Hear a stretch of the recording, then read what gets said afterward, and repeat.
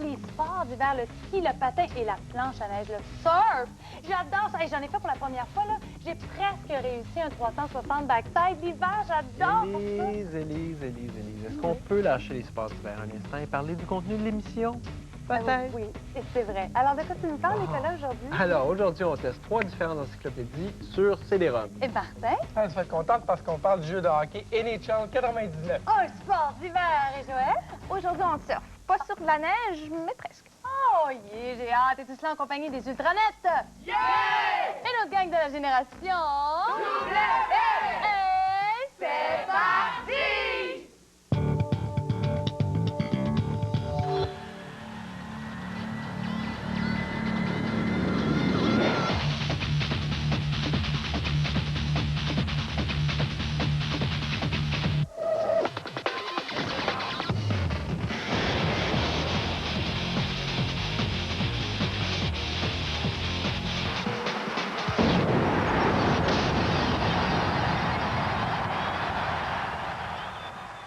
Martin, tu nous parles d'un jeu d'hiver, le hockey. Oui, alors préparez-vous à mettre l'épaule à la pâte, et oui, et d'aller jouer avec NHL 99, la nouvelle version du célèbre jeu de la compagnie Electronic Arts, qui est finalement la sommité en matière de jeux de sport. J'ai hâte de voir ça parce que 98 et 97, c'était déjà très bon. Effectivement. Alors, 99, qu'en est-il? C'est ce qu'on va voir. Tu sais, dans le fond, c'est-tu une belle sortie de zone ou un dégagement?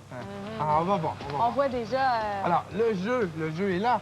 Et là, ça, là, déjà en partant, moi, je trouve que c'est révolutionnaire. Ben, pas révolutionnaire, quand même. C'est bien, c'est quand tu choisis, tu peux choisir les équipes, évidemment, Oui. tu peux choisir ta stratégie. Mais si tu laisses ton curseur sur le premier tableau au début, Oui.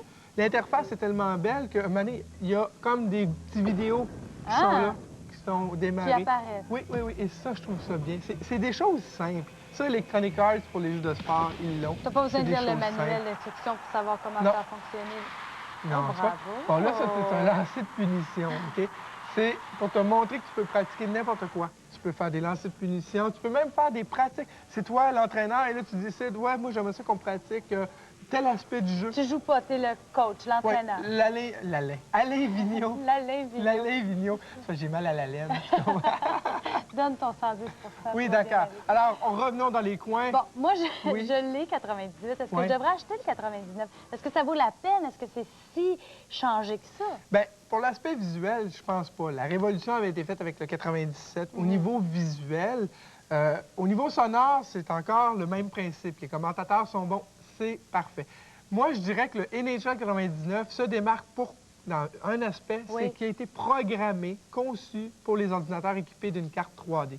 Si vous avez un ordinateur avec une carte 3D, Oui. vous allez adorer Écoute, La fluidité. la tout fluidité ça. du mouvement, les textures, mais surtout, et là, je vais te faire remarquer, et le but, évidemment, et je tiens à faire remarquer le reflet des joueurs ou de l'arbitre présentement sur la glace. Un reflet Oui, ah ben qui oui, va on voit bien. s'estomper au gré.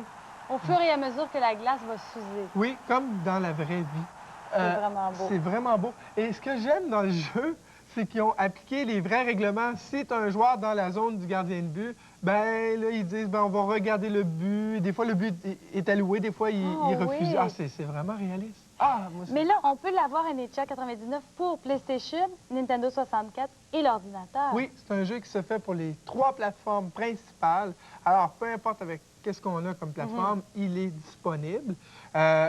Mais c'est évident qu'un aspect que l'ordinateur offre, c'est de jouer par Internet avec un oui, modem. c'est vrai. Parce qu'on peut faire partie d'un pool de hockey, mais une ligue virtuelle.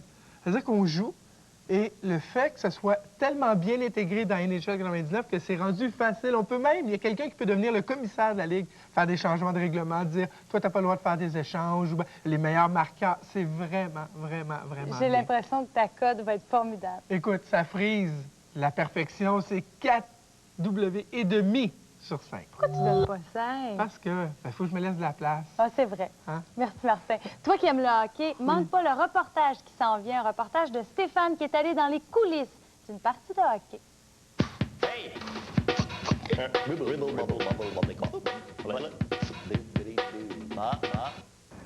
Il est 17h30, on est au centre Molson, et même si la partie ne débute qu'à 19h, le spectacle, lui, il commence maintenant.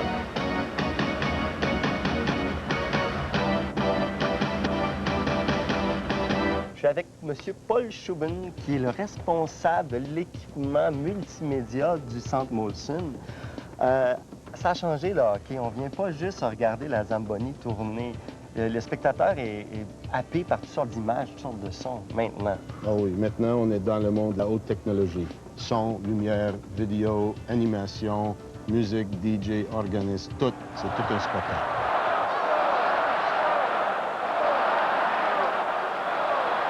Si on est assis dans la salle, qu'est-ce qu'on peut voir? Bon, d'abord, c'est sûr qu'il y a le panneau central. Oui. On ne peut pas manquer. Non, on ne peut pas le manquer ici. Il y a différents écrans, c'est pas la même chose. Il y a 8 écrans, dont 4 écrans vidéo, comme un écran télévision, en alternance avec 4 écrans, ce qu'on appelle matrice, en fait. C'est un écran à lampe qui nous permet de générer des animations, des statistiques, des messages, du mouvement. Et un écran complémente l'autre.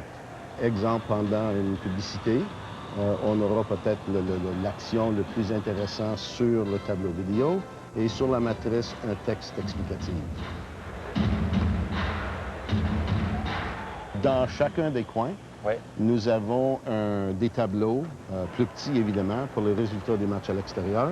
Ça, c'est aussi un écran matrice. À côté de ça, vous voyez que, puis il y a même des chiffres du dernier match, les tirs au but de chaque club, visiteurs et canadiens. En termes de technologie, c'est ce qu'on voit dans l'enceinte. En arrière-scène, il y a beaucoup plus à voir. Parce que ça prend beaucoup de monde pour alimenter tout ça en images, en texte. En fait, pour produire le spectacle, pas juste le spectacle tableau, mais tout ce qu'on fait, on est plus qu'une vingtaine, incluant l'animatrice, DJ, annonceur maison, organiste, technicien. Attention, le mixage jaune. Mixage jaune lentement.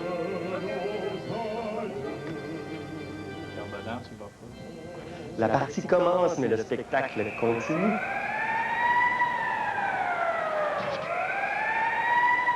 Eh bien, bon match, Stéphane. J'ai hâte de connaître la suite. Joël, j'aime tellement l'hiver là, que je pense que je pourrais déménager au pôle Nord. Je devrais le faire, d'ailleurs. Ben, pas moi. Tu sais, le Pourquoi? pôle Nord, c'est autre chose que du froid et de la glace. Mais il y a beaucoup de choses à découvrir. C'est quoi? C'est vrai, mais on a des préjugés. Mais le pôle Nord a vraiment une flore et une faune super intéressante. Ah! J'ai un site pour te le prouver. Ben oui. Ça s'appelle l'Odyssée Arctique. En fait, l'Odyssée Arctique, c'est une section d'un plus gros site, qui est le site du Musée canadien de la nature. Oui. Donc, ce qu'on nous présente sur ce site-là, des belles photos. des belles images, évidemment, on nous dit, bon, qu'est-ce que c'est l'Arctique au juste? Parce que c'est pas seulement une toute petite partie au pôle Nord, en haut du globe, c'est autre chose. On nous propose aussi un petit quiz. Par Comme là, on exemple, vient de ici. voir, oui, c'est un vrai ou faux? Oui, où retrouve-t-on les manchots, qui ressemblent à des pingouins? Ben, au pôle Nord.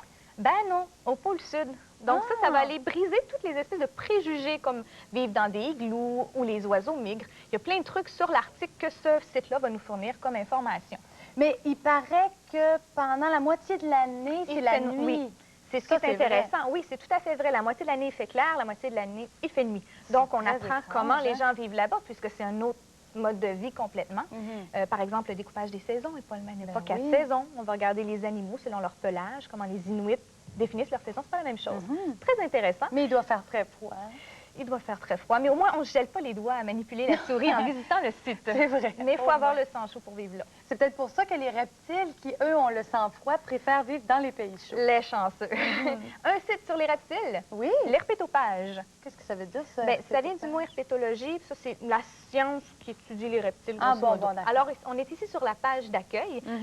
C'est un site personnel et ça paraît pas du tout. Au niveau du graphisme, c'est très réussi. Alors, on retrouve plein de trucs sur des petits lézards. Mais des moi, petits j'aime pas reptiles. beaucoup les reptiles, mais regarde ça, c'est mignon. C'est très mignon, ça donne envie d'en adopter, mais en même temps, ça nous donne de bons conseils. Il ne faut pas s'imaginer que c'est facile d'adopter un Oui, ça lézard. demande beaucoup de soins. Ça demande beaucoup de soins. Alors ici, on voit un petit diaporama, et ça, c'est une des grandes qualités du site. Il reste très simple, très facile à visiter. Il y a beaucoup d'informations. Par exemple, on va sur les mythes, toutes les Ah mythes oui, et les superstitions qu'on superstitions. appelle dans l'histoire, les Chinois, les lézards, les C'est monstres très des mers. complet, hein? Tout ce qui est autour des reptiles, c'est très complet.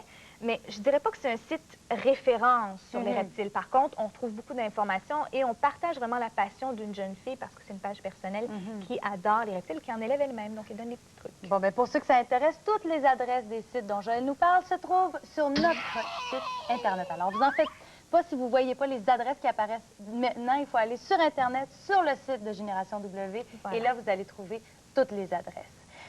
Quelque chose que j'aime beaucoup, moi, de l'hiver, c'est le hockey. Et il y a des sites sur le Pour hockey. les amateurs de hockey, Oui. voyons donc, sur les Canadiens. Alors, Ah. les amateurs des Canadiens, il y a un site pour vous. Le site officiel des C'est Canadiens le de site Montréal. officiel des Canadiens parce qu'il existe plusieurs sites. Ici, ça, c'est une petite trouvaille qui est intéressante. On peut visiter le vestiaire, la chambre des joueurs. Par contre, un petit truc, des fois, ça prend un peu de temps à télécharger. On croit qu'on peut voir que la patinoire. Il faut être patient pour voir ça. Une autre grande qualité du site, c'est que si on a manqué la partie le soir précédent, on a droit à une petite vidéo. Oh, Le des lendemain. meilleurs moments, des moments forts. Oui, les moments forts. La mise à jour se fait très rapidement, c'est ce qui est agréable. Alors, on peut le lendemain matin aller voir les moments forts, les buts qui ont été marqués grâce aux petites vidéos. Donc, c'est mis à jour. C'est mis à jour continuellement. Et bon, il n'y a pas que sur les parties qu'on trouve l'information, on en trouve aussi sur l'équipe, les joueurs. Le beau José Théodore s'affiche. Mais toi, je sais que tu n'es pas une grande fan de hockey, mais tu as quand même aimé ça, Oui, j'ai quand même aimé ça parce qu'il y a beaucoup de trucs multimédia. Bon, le quiz est un petit peu difficile. Si vous êtes très bon, allez-y. Mais bon, moi, j'ai trouvé ça un peu difficile, mais c'est un beau site complet. C'est une référence sur les Canadiens et sur le hockey en général aussi. Merci beaucoup, Joël. C'est vrai? Depuis le début de l'émission, j'arrête pas de dire que j'adore l'hiver, mais vous, qu'est-ce que vous en pensez de l'hiver? La guerre des balles de neige. Snowboard. Jouer dans la neige et me battre avec les garçons. À Noël. Chaleur. La tuque. Parce que c'est laid. Mais la neige. L'enfer. Le verglas. Un petit kidou. La slotch. Le pompon sur la tuque. Dormir. Les bottes. La neige rentre toute dedans, puis t'as fait. M'enfermer là dans une pièce super chaude puis jouer à l'ordinateur.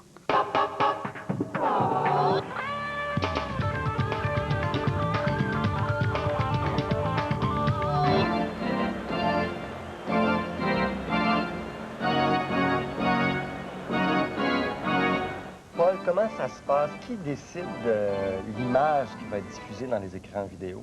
C'est le réalisateur, un vrai réalisateur comme à la télévision, qu'il est assis là. Oui, ça se passe ici, on est dans la Ça se passe régie. ici. Là. Ça, c'est la régie, la mise en onde.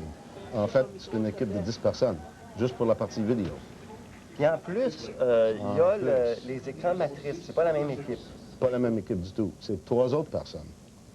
Eux, ils sont pas ici, ils sont pas Non, dans la ils régie. sont dans une cabine sur la passerelle de presse. Pourquoi ils sont pas ici? Parce qu'il faut absolument qu'eux autres voient l'action en direct. Dans un studio, tu peux bien travailler en regardant des moniteurs, mais pour réagir vraiment avec des cris de ralliement, des animations sur le jeu, il faut le voir au moment où ça arrive.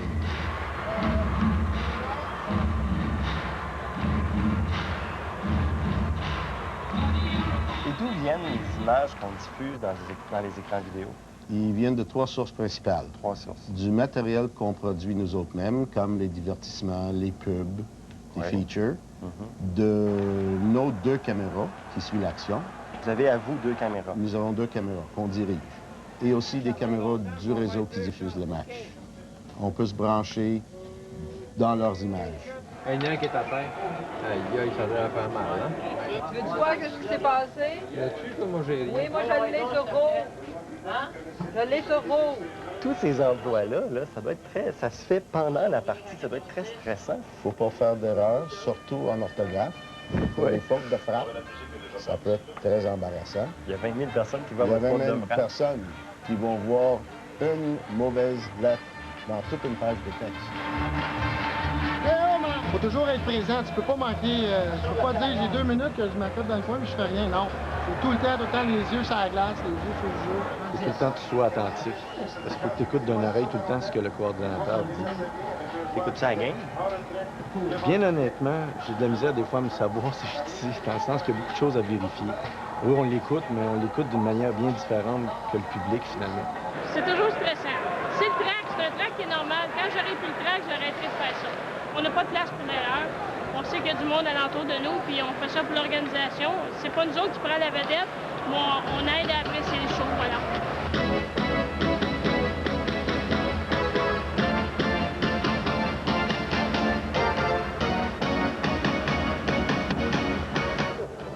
D'ici, là, le gardien de but, là, il voit très bien le tableau.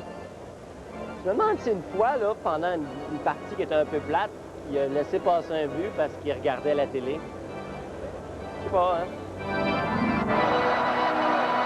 Merci beaucoup, Stéphane. Nicolas, aujourd'hui, tu nous as apporté 3 encyclopédies et on va les comparer. Oui, on fait un test. Tu sais qu'il y a plusieurs encyclopédies multimédia sur le marché. Je t'ai apporté, je dirais, les 3 principales. Oui. Tu sais que c'est des outils qui sont très utiles, que ce soit pour faire des devoirs ou simplement pour élargir notre culture personnelle. Oui, ou j'aime ça de me promener comme un peu on fait sur Internet, mais dans l'encyclopédie, d'un endroit à l'autre, un peu au hasard. C'est intéressant. Tout à fait. Et comme elles sont, bon, semblables, mais différentes, on dit pour les tester vraiment. Oui, comment on va faire? On ne peut pas les regarder au complet. J'ai dit, on va prendre le même sujet et on va voir ce que chacune des encyclopédies va nous donner pour un même sujet. Bonne idée. Alors, le sujet, quel est-il? On parle du froid. Joël nous en a parlé tout à l'heure. L'Arctique. L'Arctique. Allons au pôle Nord. Alors, comme la plupart des encyclopédies utilisent un objet de recherche, c'est ce qu'on va faire. La première encyclopédie est fabriquée par une compagnie française qui s'appelle Micro-Applications. Oui. Tu peux voir tout de suite, en cliquant sur Arctique, on a eu droit à des cartes. Oui. Des cartes assez simples, il faut le dire, bon, claires, mais simples. C'est beau, mais c'est pas si beau que ça. Non, on n'est pas trop excités. Et tu peux voir ici un article sur la faune de l'Arctique. Oui. Et on aurait pu penser à des ours polaires. Tout ce qu'on voit, c'est ce petit animal que je ne glouton. connaissais pas, qui s'appelle le glouton. Alors, c'est un peu étrange qu'on n'ait pas plus de renseignements. Il n'y en a pas beaucoup. Donc, bon, je dirais que pour la première, c'est un petit peu limité. On l'oublie, celle-là. OK, on passe à la prochaine. Oui. La prochaine, elle est fabriquée par un éditeur de livres et de dictionnaires très connu qui s'appelle Hachette. Alors, est-ce que Hachette se débrouille bien dans le monde du multimédia? C'est ce qu'on va voir. Ah, déjà, tout de suite, tu peux voir, c'est quand même plus visuel que la première. Et encore là, on a fait une recherche et on a trouvé notre mot-clé qui était Arctique. Oui. Tu peux voir encore là, les cartes géographiques sont déjà plus complètes. Oui. On peut voir que les premières. Et la grande force d'Hachette, on en a parlé, c'est les mots. Oui. Il y a une fonction qui est très intéressante à l'intérieur de ce logiciel-là, c'est que tu peux cliquer sur n'importe quel mot, n'importe où dans un texte, et tout de suite, ça t'offre un lien vers un dictionnaire. Donc, si tu veux avoir la définition de mots complexes, scientifiques, tu les as, mais aussi des mots très simples, ça peut être banane, même s'il n'y en a pas en Arctique. Oui, je suis pas sûre qu'il y en a. Précisons-le tout de suite. Donc, il y a un dictionnaire intégré. Oui. Ça, c'est pratique. Ça, c'est très, très utile. Par contre, il y a un petit problème au niveau de la navigation. Il y a plusieurs fenêtres qui vont s'ouvrir en même temps et parfois, ça peut devenir un petit peu confus. Ah, alors, on continue avec notre troisième encyclopédie. Je dirais que c'est la mère de toutes les encyclopédies. Les gens la connaissent bien parce qu'on la retrouve souvent. Lorsqu'on achète un ordinateur neuf, on nous l'offre gratuitement et elle s'appelle Encarta. Fabriquée par Microsoft. Oui. Je pense qu'ils ont vraiment ils ont atteint, je dirais presque la perfection dans les encyclopédies. C'est beaucoup, parce qu'ils sont vraiment dans les pionniers. Ils connaissent bien leur affaire. Ils font une mise en page qui est, à mon avis, plus claire que celle de toutes les autres. Beaucoup plus de contenu multimédia que dans n'importe quelle autre encyclopédie qu'on a vue. Et c'est surtout la quantité des informations qui est intéressante. Oui. Il y a des liens, bon, à l'intérieur du logiciel, tu as des liens vers d'autres sections. Oui. Il y a aussi, je te parle du contenu multimédia, on va entendre ici un chant inuit. Ah oui. C'est impressionnant. Hein? On appelle ça des chants de gorge. Donc, je pense que ça nous aide à nous plonger un petit peu mieux dans le sujet. Tu disais qu'il y avait des liens hypertextes. Des liens, et des liens vers Internet aussi. Ça, par contre, c'est quelque chose qu'on retrouve dans les autres encyclopédies, mais je pense que les liens de Microsoft sont mis à jour un petit peu plus régulièrement et tu as plus de liens en français que ce qu'on retrouvait dans Micro-Applications, par exemple. Donc, celle-là, c'est Encarta. C'est celle que tu as préférée. Bon, c'est dommage à dire. Je trouve ça intéressant qu'il y ait d'autres compagnies qui en fassent et qui en fassent des meilleures qu'elles ont. Mais malheureusement, Encarta, ça demeure, malheureusement ou heureusement pour nous, ça demeure, je dirais, la meilleure. Donc, bien vérifier si on ne l'a pas déjà avant d'aller l'acheter. Ça a l'air nono, mais ça se peut qu'on ne sache pas. Parce que si vous avez acheté un ordinateur récemment, il y a de grosses chances que vous ayez une encyclopédie déjà qui venait avec. Donc, mais vous pouvez les acheter toutes dans les magasins. Mais combien ça coûte à peu près une encyclopédie? Ça dépend. C'est aux environs de 70 $. Bon, c'est le prix. Oh, quand même. Il y en a qui vont plus haut, 100 $. C'est le prix, je dirais, moyen d'un CD-ROM. Par contre, certaines d'entre elles, maintenant, sont plus volumineuses. La version 99 d'Encarta tient maintenant sur 3 CD-ROM, alors que la première était simplement sur un CD-ROM. Il y a donc de plus en plus d'informations et elles sont peut-être un petit peu plus coûteuses maintenant. Merci beaucoup, Nicolas. Ça me fait plaisir. Cette semaine, sur le site de Génération W, adoptez un petit être virtuel que vous pourrez bercer, cajoler, câliner et aimer. Qui le bébé? Sans vous couvrir de ridicule.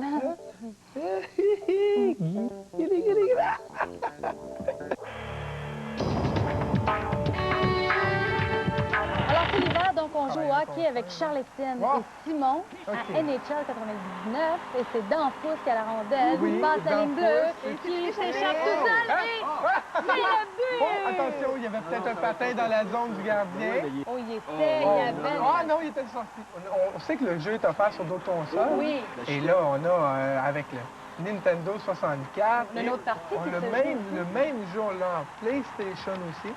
D'habitude, les jeux de sport sur PlayStation sont meilleurs que sur N64. Oui. Et là, dans ce cas-ci, ça s'équivaut, même que je donnais un petit avantage au N64 au niveau des graphiques. Oui, les graphiques sont moins beaux, on les voit présentement, Oui. là, c'était moins beau. C'est drôle, c'est au niveau des animations que là, le Nintendo 64 C'est se plus démarque. fluide. en Oui, tout cas. les couleurs sont plus vives et Oui. surtout, j'ai remarqué la texture de la glace. Je te dirais, c'est la référence. Il n'y a pas de doute là-dessus. NHL 99, si t'en as pas d'autres, c'est comme, vas-y, c'est le nirvana pour le patineur en toi Merci, qui sommeille. Marc. Voilà. Et voici le moment que vous attendiez tous, le quiz qui n'accroche pas ses patins, le quiz Génération W! Première question. Un lecteur de code barre reconnaît quoi? A. La température absorbée par les barres de l'étiquette. B. Les ultrasons. C. La lumière réfléchie par l'étiquette. Ou D. Le code alphanumérique. Un lecteur de code barre à l'école. Je vais demander à Martin si ça va. OK. Alphanumérique. Mauvaise réponse. Mais non, c'est la lumière réfléchie par l'étiquette. Les lecteurs de code barre ont pour principe de reconnaître une combinaison de barres qui sont sombres et d'espaces qui sont en principe clairs grâce à un dispositif d'éclairage et un dispositif de détection de la lumière réfléchie par le code. Question numéro 2, vous allez vous reprendre. Dans le cyberespace, qu'est-ce qu'un pare-feu? A. Un logiciel qui empêche l'ordinateur de geler. B. Une protection contre les injures sur un chat. C. Un bouclier utilisé lorsqu'on joue à des jeux en réseau. Ou D. Un dispositif informatique de sécurité, un pare-feu. C'est la réponse qu'on connaît moins. Bon, je vais demander à Nicolas, tiens. Un système de sécurité. Mais oui, quelle bonne réponse! Un pare-feu est un dispositif informatique qui permet le passage sélectif des flux d'informations entre le réseau interne d'une compagnie et un réseau public comme Internet, ainsi que la neutralisation des tentatives de pénétration en provenance de ce réseau. Hein, c'est savant, ça. Question numéro 3. À quelle température réagit le papier thermique utilisé par certains télécopieurs, les fax? Entre moins 35 et moins 5? B. Entre 5 et 25 degrés Celsius, bien sûr, depuis le début. C, entre 35 et 55 degrés Celsius. Ou D, entre 65 et 85 degrés Celsius. À quelle température il réagit, le papier de télécopieur? Ben, 35, écoute, 35, c'est pas... Oui, c'est vrai. Non, mais 35, c'est raisonnable. Je vais demander à Joël. 35, le C. Mais tu te trompes, Joël. C'est entre 65 degrés et 85 degrés. Comme disait Nicolas, dans certains pays chauds, il serait toujours noir, le papier. Donc voilà, entre 65 et 85. J'adore l'hiver. Je le sais, là, peut-être que vous me trouvez fatigante avec ça, mais c'est vrai. J'aime tous les sports d'hiver. Bon, c'est sûr, la planche à neige, le surf. Là. Oh, Élise j'aime- Marquis, toi, la grande spécialiste des sports d'hiver, Oui. connais-tu le sport le plus populaire l'hiver au Québec? Non. Le pelletage? Yeah, le pelletage! Oui, on va pelleter! Oui, oui! Oh, youpi! Veux-tu me dire ça, s'il te plaît? Oh, le pelletage! Oui, le pelletage! Wouhou! On y va! Oui, pelletage! Pelletage! Pelletage!